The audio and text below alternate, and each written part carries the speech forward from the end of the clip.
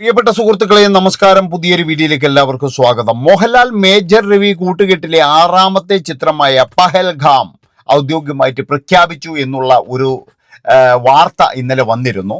അപ്പോൾ മോഹൻലാലും അതുപോലെ മേജർ രവിയും, ഈ മേജർ രവിക്ക് പഴയ പോലെയുള്ള ഒരു അമ്പയർ ഉണ്ടോ എന്ന് ചോദിച്ചു കഴിഞ്ഞാൽ ഇല്ലാന്നേ ഞാൻ പറയുള്ളൂ. കാരണം പഴയ ഒരു മേജർ രവി ഉണ്ടായിരുന്നു. അയാൾ ശക്തനായിരുന്നു, അയാൾ ഭയങ്കരമായിട്ട് പ്രതികരിക്കുന്ന ഒരു മനുഷ്യനായിരുന്നു, ജനങ്ങൾക്കെല്ലാം ഇഷ്ടമുള്ളൊരു മനുഷ്യനായിരുന്നു.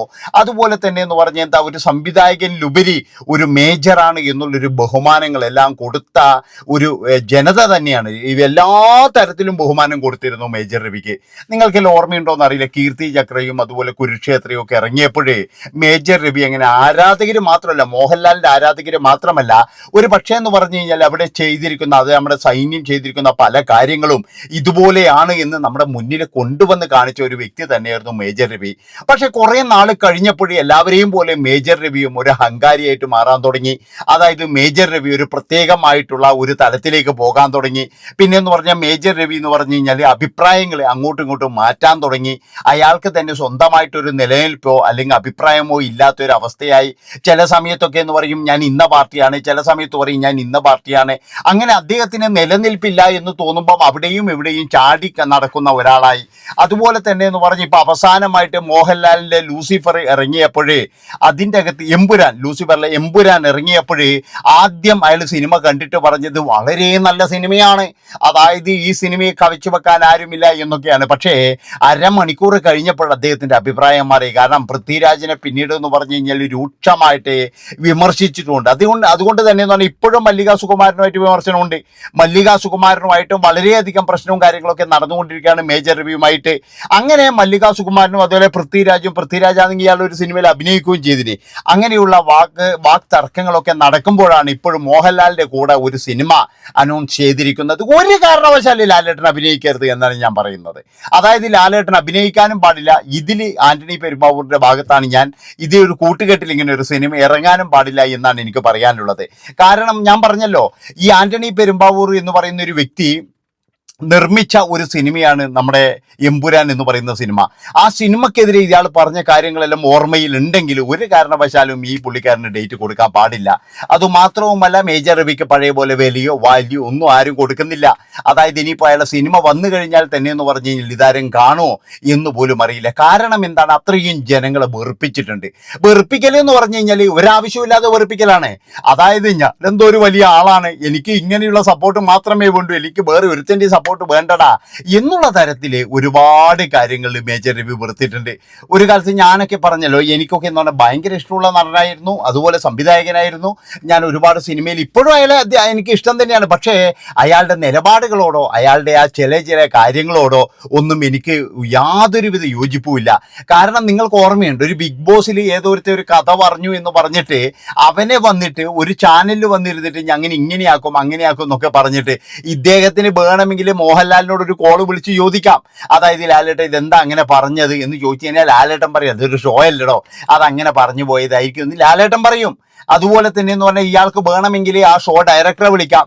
അതുപോലെ തന്നെ ഇയാളെന്തോ ഒരു വലിയ സംഭവമാണെന്ന് കാണിക്കാൻ വേണ്ടിയിട്ടും ഇങ്ങനെയൊക്കെ പറഞ്ഞു കഴിഞ്ഞാൽ ഇവിടെ ഭയങ്കരമായിട്ടുള്ള പ്രശ്നമാണെന്ന് ജനങ്ങളെ ബോധ്യപ്പെടുത്തുന്നത് പോലെയാണ് എനിക്ക് തോന്നിയത്.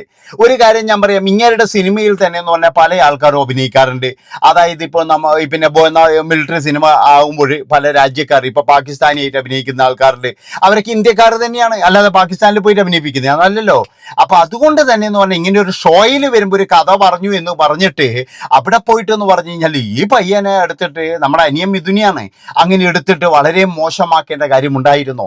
അതുകൊണ്ട് ഞാൻ പറയുകയാണ്, ഈ ലാലേട്ടനോട് പറയുകയാണ്, മേജർ രവിക്ക് നിങ്ങൾ ഒരു കാരണവശാലും ഇനി ഡേറ്റ് കൊടുക്കരുത്. കാരണം ഇപ്പോഴും തുടരും, അതുപോലെ തന്നെ ഇങ്ങനെയുള്ള കുറേ സിനിമകൾ വന്നതുകൊണ്ട് ലാലേട്ടൻ ഒരു ഹൈപ്പിൽ നിൽക്കുന്നുണ്ട്.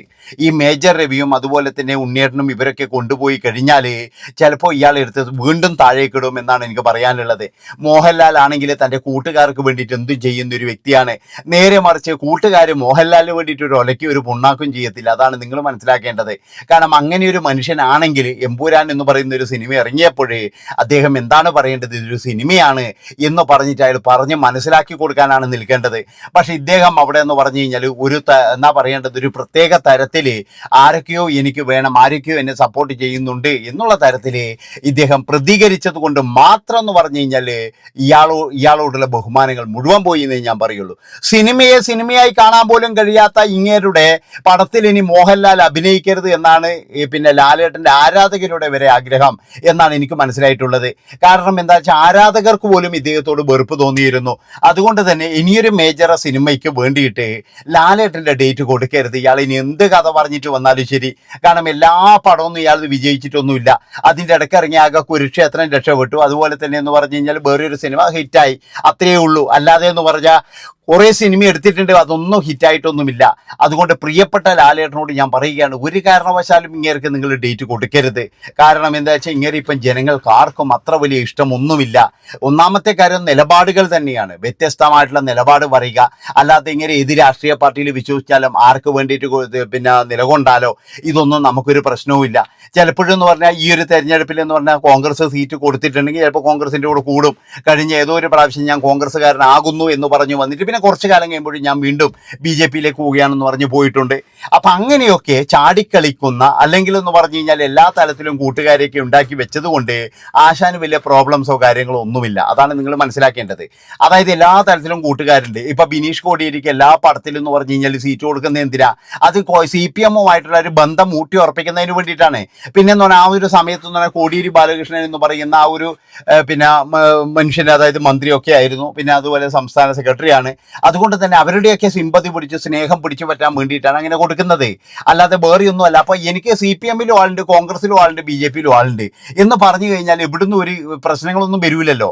അതാണ് ഞാൻ പറയുന്നത്. ഇങ്ങനെ അങ്ങോട്ടും ഇങ്ങോട്ടും ചാടി നിൽക്കും. ഇങ്ങേർക്ക് കൃത്യമായിട്ടുള്ള ഒരു രാഷ്ട്രീയ നിലപാടില്ല, അല്ലെങ്കിൽ വേറെ ഒന്നുമില്ല. പിന്നെ സിനിമയാണെങ്കിൽ ഇപ്പോഴെന്ന് പറഞ്ഞാൽ എല്ലാ സിനിമകളും പൊട്ടിക്കൊണ്ടിരിക്കുകയാണ്, ആരും കാണാനും വരത്തില്ല. എന്താ കാരണം എന്ന് പറഞ്ഞു കഴിഞ്ഞാൽ ഇദ്ദേഹത്തിൻ്റെ നാക്ക് തന്നെയാണ്.